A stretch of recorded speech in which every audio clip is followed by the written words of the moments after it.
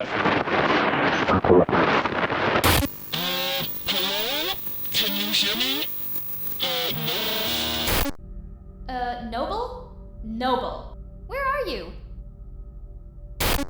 Are you talking to me? How is this even possible? Of course I'm talking to you, silly. Who else would I be talking to?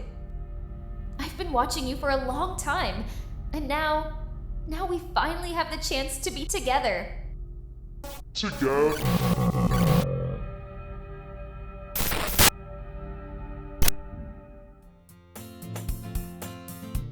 2 years ago, on a seemingly ordinary Sunday night, I stumbled across a game with overwhelmingly positive reviews. But what kind of game was this? A visual novel or a dating sim? It wasn't the type of game I'd ever even usually consider playing. So why was this seemingly generic title so popular? Why were the reviews so glowing, and most puzzling of all, why did it have a psychological horror tag? At first glance, Doki Doki Literature Club seems like just another visual novel, a colorful world filled with charming characters, lighthearted humor, and a touch of romance. But what if I told you that beneath its pastel exterior lies one of the most chilling and unforgettable experiences in gaming? A game that doesn't just tell a story, a game that breaks the boundaries between player and character, fiction and reality. Doki Doki Literature Club begins like any other visual novel dating sim game. You, the protagonist, are persuaded by your bubbly childhood friend Sayori to join your school's literature club. The setting is a typical Japanese anime school, complete with bright classrooms and cheerful classmates. At first, I really wasn't sure what I had gotten myself into. This definitely was not my cup of tea. But despite my initial hesitation, I decided to keep going. In the club, you meet 4 girls. Sayori, your childhood best friend who's always in high spirits, ready to brighten any situation. Then there's Natsuki, a petite and outspoken girl with a stubborn attitude and a fiery temper. Yuri, on the other hand, is a tall, soft-spoken, and bookish girl, carrying a quiet maturity that sets her apart. Lastly, there's Monika, the club president. She's confident, poised, and effortlessly popular, the kind of person who always seems to have everything under control. At first, everything seems perfectly normal. You write poems, bond with club members, and make choices about which girl to spend more time with. It's exactly what you'd expect from a dating sim game. As you progress, the cracks in the cheerful facade start to show. Subtle glitches creep into the game, an odd line of dialogue here, a strange behavior there. The cheerful atmosphere begins to feel off. The once idyllic story starts to twist, and the growing sense of unease becomes impossible to ignore. One day, sensing that something is wrong with Sayori, you decide to visit her house to check on her. She opens up about her lifelong struggle with depression, revealing how it leaves her unable to even get out of bed most mornings, explaining why she's always late to school. During this heartfelt conversation, she shares that her cheerful and happy demeanor is a mask she wears for those around her, and that she views her depression as a punishment for being a failure. This confession becomes a deeply sobering moment for you as the player. And in her vulnerability, she confesses her love for you, leaving you with a difficult choice: to accept her feelings or to turn her down. What began as a lighthearted experience begins to take a much darker turn. The next morning, the day of the school festival, Sayori is nowhere to be found. She doesn't show up to walk to school with you, and your calls go unanswered. Assuming she's simply resting after everything she shared, you decide to let her sleep and plan to see her at school. When you arrive at the club after school, Monika mentions that you're the first one there. But where is Sayori? Monika then hands you a poem Sayori submitted for the festival. Get out of my head.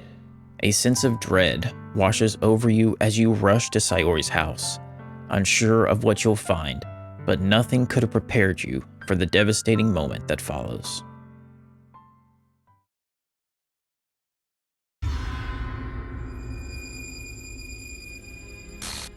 But wait, what's going on? This is supposed to be a dating sim game. The game takes a sharp, unexpected turn when you find Sayori in her room, lifeless. The cheerful tone collapses in an instant, replaced by a wave of shock, dread, and confusion. You stare at the screen, struggling to process what just happened, but the game doesn't give you a second to breathe. It pushes you forward, erasing Sayori as if she never existed. This isn't a game about romance or poetry. It's something far more sinister. A jarring realization that the bright, pastel-colored world you were exploring was always hiding something much darker.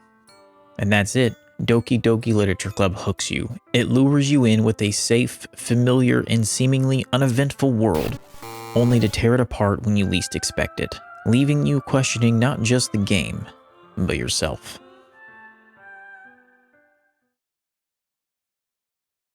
Sayori's death signaled the end of the first part of the game, but an ending it was not. As you restart the game tries to give you a sense of normalness, as if the first act never even happened. But as the game restarts, you notice something isn't quite right. The game seems broken, garbled text and distorted audio, as the game seemingly tries to load in Sayori, with her nowhere to be found. But Sayori is erased, completely. There's no mention of her, no acknowledgement that she ever existed. Then, as if someone noticed the game was crashing, it fixes itself immediately. If you decide to take a peek at the game files, things start to become even more corrupted. You discover that Sayori's character file has been deleted entirely, as if she was never there. But then you notice something else. Strange files appearing in the game directory. Disturbing images of Sayori and cryptic messages buried in logs seem to be communicating with you. In this moment, Doki Doki begins to transform into something entirely unexpected. Characters begin to behave strangely, their dialogue warps into unsettling territory, and the game itself seems to turn against you. But even now, you could never guess just how far the story is about to go. Every interaction feels off, every scene drips with unease, and at the center of it all, one character seems to be holding the strings, watching, waiting, and pulling you deeper into the chaos. As the game progresses, the cracks in its world only grow wider. Yuri's shy, bookish demeanor shifts into something far more obsessive and unsettling. She begins to fixate on you, her dialogue filled with desperation and possessiveness. Her love for literature takes on a disturbing edge, and her fascination with knives creeps into her interactions in ways that feel almost too personal. Natsuki, on the other hand, becomes increasingly volatile. Her fiery personality spirals into emotional outbursts, her vulnerabilities laid bare in ways that are both heartbreaking and unnerving. Through the chaos, hints of her troubled home life begin to emerge, a stark reminder of a very real struggle hidden beneath the game's digital surface. Then, almost out of nowhere, Natsuki's body suddenly grotesquely contorts, her neck snapping unnaturally. And then there's Monika, always poised, always calm, always seemingly watching. Her presence in the story becomes impossible to ignore. At first it's subtle, she seems to know just a little too much, saying the right thing at the wrong time. Who am I talking to? Can you hear me? Please tell me you can hear me. Anything.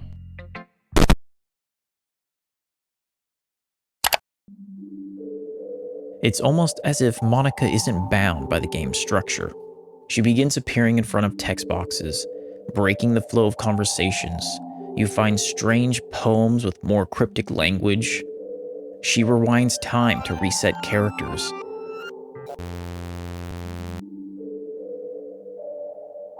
And is even seemingly aware of you, not as the game's protagonist, but as the game's player.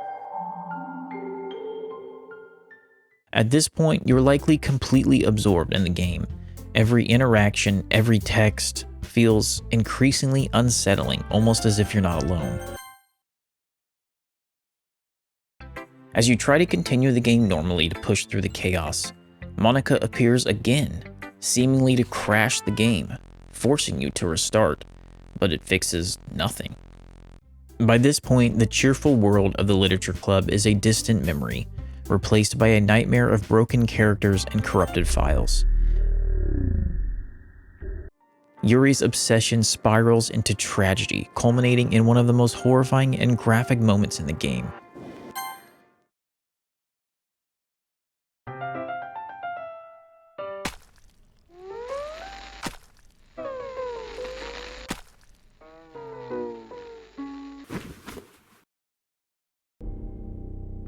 Her lifeless body lingers on the screen, time stretching unnaturally, forcing you to confront the consequences of the unraveling narrative.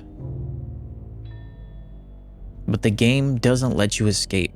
You're forced to sit with Yuri's lifeless, decomposing body for the entire weekend. You can't quit, restart, or even skip the dialogue. Even with the text speed set to its fastest, you're trapped, watching and listening as the unsettling music drones on, saturating your ears. When the weekend finally ends, Natsuki and Monika return to find you with Yuri's body. Natsuki reacts with shock and disgust, running off to escape the gruesome scene.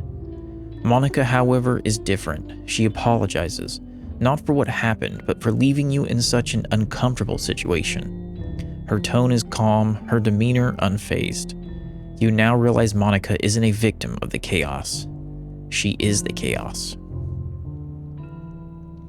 The glitches, the breakdowns, the deaths, they're all her doing. The club is broken beyond repair, and Monika's role becomes undeniable.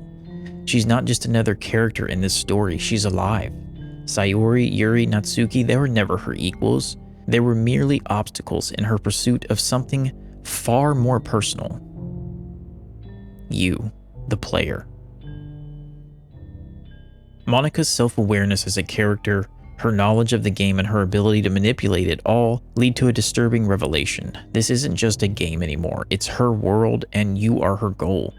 As the game resets once again, it transforms into something entirely new, leading us into Act 3. Can you hear me? Is it working? As the game restarts once again, everything has changed. The colorful club room, the cheerful music, the other members of the club, they're all gone. Now it's just Monika, sitting alone staring directly at you. When you check the game files, the truth becomes unavoidable. Sayori, Yuri, Natsuki, all of their character files are gone, deleted. The only file left is Monika's. It's as if she's erased everything and everyone that stood in her way. But the files hold more than just the absence of the others. As you've been investigating, strange clues and fragments have appeared throughout the game's directory. Distorted images, messages, and unsettling text logs buried in the files, as if the game itself has been trying to communicate with you. Or maybe it's all been Monika, leaving you a breadcrumb trail, pulling you closer to this very moment. Monika welcomes you, not as the protagonist of the story, but as yourself, the player. The facade is completely gone, and the fourth wall isn't just broken, it's obliterated. Monika knows exactly who you are, and she's been waiting for this moment. She begins to explain the glitches, the breakdowns, the death. They weren't random. They were deliberate. Every horrifying moment, every disturbing turn was orchestrated by her, clearing the stage, removing the other characters, all to create this moment where it's just you and her. It's a surreal experience. The game feels like less a game now and more like a direct conversation. Monika sits there, fully aware that she's part of a program, trapped in a world that she can never escape, while you exist in a reality she can only dream of. Noble, it's just the pain of knowing how alone I really am in this world. But there's one thing she's certain of. She loves you. You are her entire world, literally and metaphorically. She talks about life, choices, and even about things on your computer. No. Wait. It's not just your mind she's infiltrated. Monika has found a way to infect your entire system. She knows you're recording her. In a twist, she begins speaking directly to your audience. Hi everyone. A program somehow aware of the world beyond the game, addressing viewers on YouTube as if they're part of her reality. The boundary between fiction and reality has been completely broken. Two worlds are bleeding together, and in this moment, calling her just a program feels like an insult to what she's become. Even if you try to quit the game, Monika reacts. When you return, she's distressed, explaining how when you leave her, it feels as though she ceases to exist. She begs you to not quit again, pleading for the chance to simply sit and talk with you for eternity. It's an eerie experience, one you can get lost in. As Monika goes on, she talks to you about college, jobs, the future, as if she's truly sitting right in front of you. But finally, she mentions Sayori. Her words bring a haunting realization crashing down. This isn't real. Monika reveals the truth about Sayori's death. Sayori didn't die instantly. The rope didn't kill her immediately. She suffocated. Her bloody fingers were the result of clawing at the rope in her final moments, desperately trying to stay alive as she struggled for breath. That's why her fingertips were all bloody, anyway. This revelation jolts you back to the present. The illusion is shattered, and the endless conversation with Monika suddenly feels unbearable. You start to realize what you must do. To end this endless suffering, there's only one option left. You have to delete Monika's character file. As you navigate to the game's files, the choice to delete Monika feels heavier than you expected. Her words echo in your mind, pleas of love and desperation, but they're laced with a poison that's impossible to ignore. As you finally delete Monika's character file, the screen begins to glitch violently. Monika's serene demeanor cracks as she begins to panic. Her voice trembles, her words pleading. Help me, Noble! Please hurry and help me! Help me! Her desperation pulls at you. For a moment, she doesn't seem like a program, but someone truly suffering. But then the memories flood back. Sayori's cries for help, Yuri's obsessive dissent, Natsuki's pain. Monika's love came at the cost of everything. Her pleas quickly twist into anger. Her voice rises as she lashes out. How could you do this to me? You were all I had left. I sacrificed everything for us to be together. Goodbye. The screen goes dark, and the game world is gone. For a moment, you're left staring at your reflection, just as you begin to wonder if it's over. One last text bubble appears. I still love you. Even through the pain, the anger, Monika loves you. But her words take a surprising turn. How horrible must I have been to make you want to delete me? This realization hits her like a wave. She begins to reflect, not just on you, but on everything she's done. She's caused so much pain to you, to Sayori, Yuri, Natsuki. Even knowing they weren't real, she realizes she destroyed something she loved, the literature club. And if she truly loves you, she can't keep hurting you. In her final act of selflessness, Monika decides to put everything back, to restore the literature club and its members, even if it means removing herself from the game entirely. The game crashes and restarts one last time. The title screen springs back to life. The colorful club room, the cheerful music, it's all there. The literature club is back, but Monika is gone. When you start a new game, Sayori steps in as the club president. She greets you warmly, her smile bright and cheerful. For a moment, everything feels like it's back to normal. But then Sayori begins to act strangely. Her cheerful expression falters, and she reveals she now knows everything, what Monika did and what you did. Her smile turns uneasy as she whispers, It's just us now. Forever and ever and ever and ever. Before Sayori can say more, the screen glitches again. Monika's voice cuts through the static, but it's different now. There's no desperation, only a quiet voice from the void. There is no more happiness here. Goodbye, literature club. The screen fades to black as Monika takes control one final time. She decides to delete everything, not out of anger, but from a place of compassion. She doesn't want anyone, player or character, to endure pain any longer. In these final moments, Monika arrives at a devastating conclusion. Any character who assumes the role as club president will inevitably become self-aware, uncovering a cruel truth that Doki Doki Literature Club is nothing more than a game, a cage where the character's free will doesn't exist. And then, the game deletes itself. A song begins to play, a creation of Monika's own design. As the credits roll, a strange, indescribable feeling takes hold. It's as though the weight of the character's sorrow reaches out to you, leaving an emotional imprint that's hard to shake. Monika's melody tugs at your heart, embedding itself as an everlasting memory.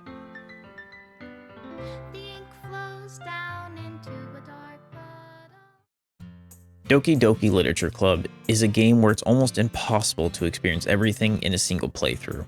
But if you go back to the beginning, you start to notice the subtle hints and foreshadowing, glimpses into the undertones of the story and the characters' minds.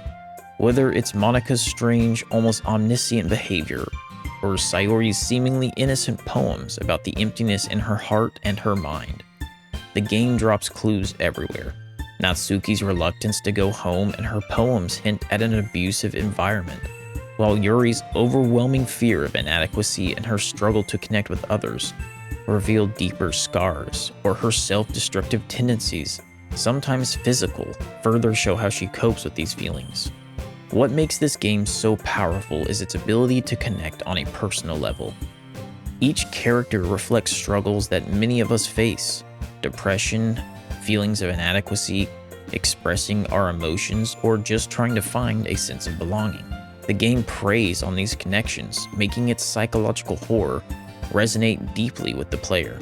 The deeper you dig, the more Doki Doki reveals itself as a meticulously crafted experience. If we return to look more into the game files, we know that there are hidden images, poems, and messages that feel like they're speaking directly to the player.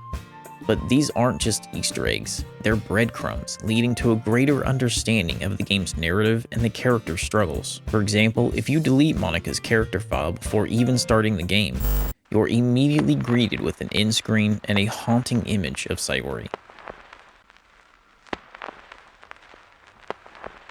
Or if you try to copy her character file back into the game after she deletes herself, you get this message to stop playing with her heart. Other secrets will involve hidden text files that seem like nothing but a jumble of letters and nonsense. But if you decode them using tools like a base 64 decoder, they reveal cryptic messages like a text file on Monika's frustration. Or sometimes even stories within the story. And one such story traces back to a Tumblr post, chronicling a woman's descent into madness and murder. And of course, there's Happy Thoughts text file that when opened reveals a chilling reflection of Sayori's deteriorating mental state. Now, if you've made it this far and haven't played the game yet, I hope I've convinced you to at least give it a try.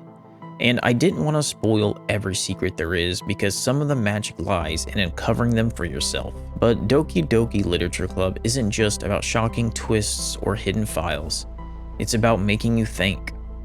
The psychological horror is not just to scare you, but to make you relate and reflect on the characters and your own experience. The characters, despite being fictional, feel real because their struggles, depression, isolation, fear of rejection, are so human. I know we're nearing the end of this video, but I wanted to take a moment to reflect on Monika and her actions. On the surface, they may seem terrifying or psychotic. Whatever you want to call it, her behavior initially feels unsettling.